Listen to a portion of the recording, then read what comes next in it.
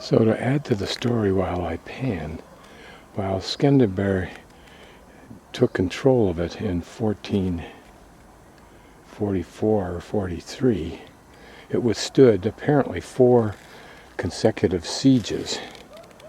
And this was a siege of Skanderberg's approximately 17,000 men against a force initially on the first attempt, Ottoman attempt, of 100,000, a ratio of better than 1 to 5. And the strategy was that Skanderberg broke up his force of 17,000, not much, into 3 groups. One to live and maintain the castle and defend it with all the provisions necessary for those men. And then a second group to do nothing but harass the troops on the outside, the Ottoman troops on the outside of the fort defending, which of course would demoralize them. And then a third group to continually attack and harass the long extended supply lines of the Ottomans going back into, I guess, Constantinople. This is, of course, a common strategy against any army, is to attack its supply line. After the first siege ended, because winter was coming on and the Sultan had lost 20,000 men, more than the full force of Skanderbeg, to their Skanderbeg's attacks, rather than have his men revolt in the wintertime, he removed them. There were 3 successive assaults, attacks if you will, on the fortress, all of the same apparent similar ratio of troop components.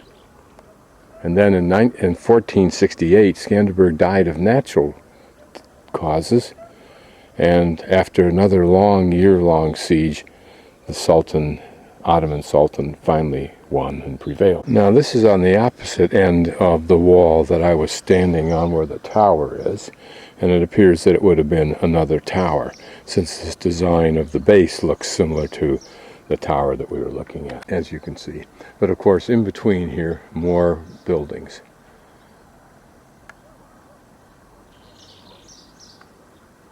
And there, either a system of lakes, I think that's what that is, maybe a river connects them. And you notice that even between the castle and this mountain ridge behind us, we're still on a pinnacle in the midst of all of that. So there was no side that was easily attacked. And of course, attack was not really the strategy, but siege. There, a man in the back of a truck yelling out something, but probably, as I saw in China and elsewhere, advertising his wares.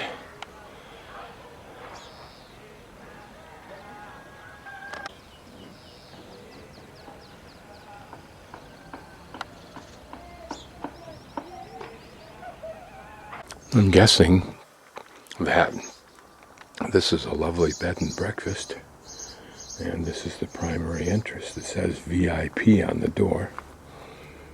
But what an idyllic setting, and what imagines to be a lovely house inside in this dramatic place. These are very pretty flowers. A lovely combination of colors.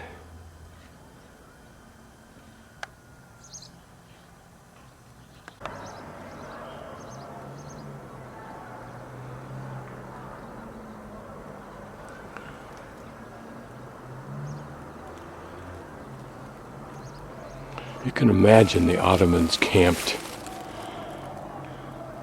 on these hills, little pockets, and if they had cannon at that time, I don't know if they did, I just don't recall, having hauled them up at a tremendous labor cost, which the Sultan didn't care about, of course.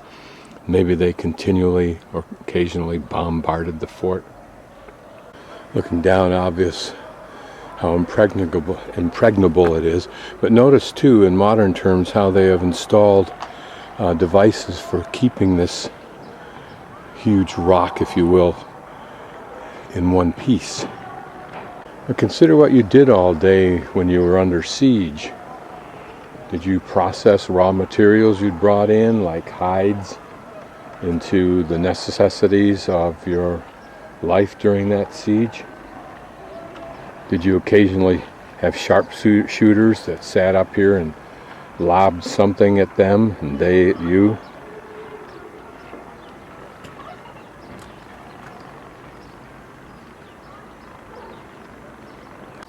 And were there historic, great, heroic stories, now lost to time, of those who snuck out to carry messages or do whatever? Or was it too well contained? This building, I think, houses the Skanderberg Museum, which I'm not sure will be open in time for me. But to add one more point, the British military strategist Wolfe said that Sir Skanderbeg surpassed all captains, both ancient and modern, in his ability to lead small defensive army.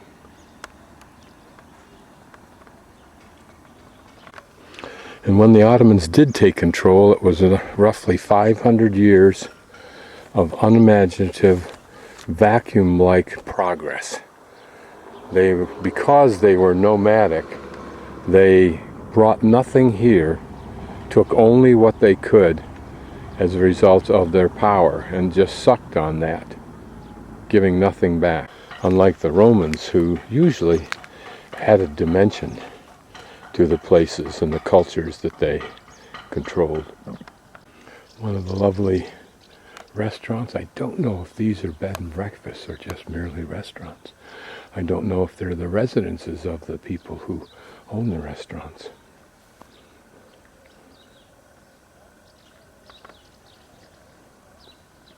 Here I'll explore a little farther the limits of this fort. Off beyond those houses we can see the remnants of walls. Everything would have been built up around this in just these narrow walkways. Okay, I'm down at one of the lower sections, not the lowest, there are homes beneath me. But notice as I pan around there are terraces, each which would have held its array of buildings. And the little walkways probably right through here where this wall is. What's interesting to me is that here for this building is this exit, which if you pursue it very far and somewhat inebriated will give you a very long terminal dive. In fact, this may have been the entrance because it's curved right here, as you can see. And perhaps that's how you got in, is right alongside of this. But there's the drop-off.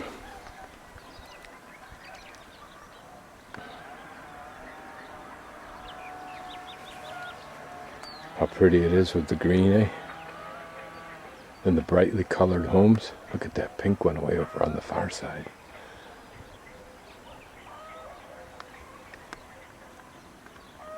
I'm going to wander down through this walkway here, which I assume is still used. Perhaps there's another access to this area. I don't know. But I think it will give us a feel for what the dimensions were when it was a fort.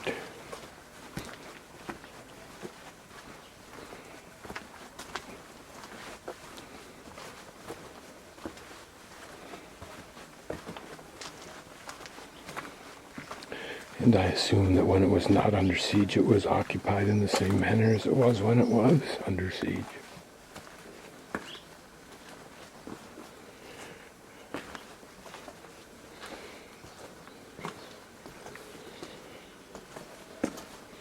Notice this center trench for drainage of water. And are these homes original structures? You would hope so.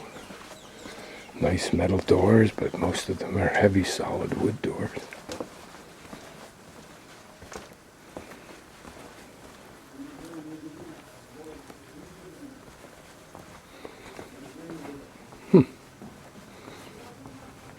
And some lighting. How fun this is, eh? And I'm the only one here, which makes it even funner.